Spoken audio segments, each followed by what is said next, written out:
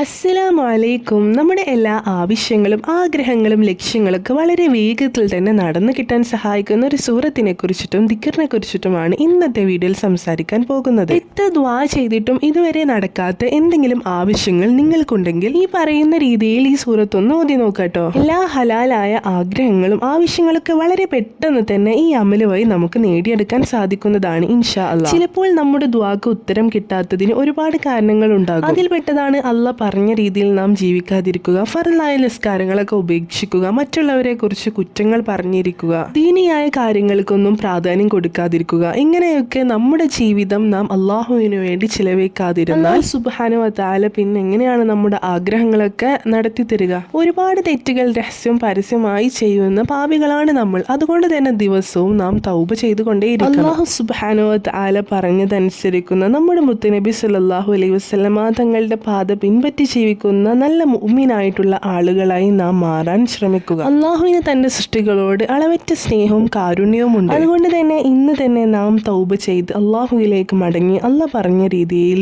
ജീവിക്കുക.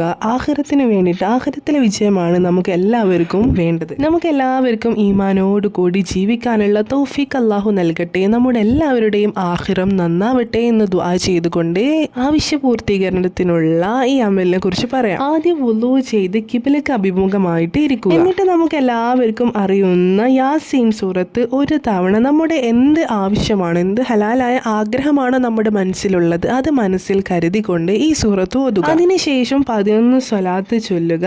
അതിനുശേഷം അല്ലാഹു റബ്ബി ലാ ശരീക ലഹു എന്ന ദിക്ർ 874 തവണ ചൊല്ലുക. അവസാനം 11 സ്വലാത്ത് ചൊല്ലിയിട്ട് അവസാനിപ്പിക്കുക.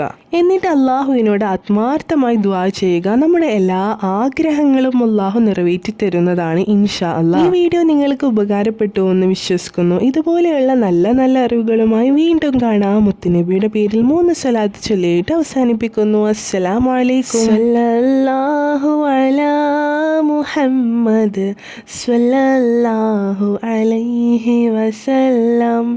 സ്വല്ലല്ലാഹു അലാ മുഹമ്മദ് സ്വല്ലല്ലാഹു അലൈഹി വസല്ലം.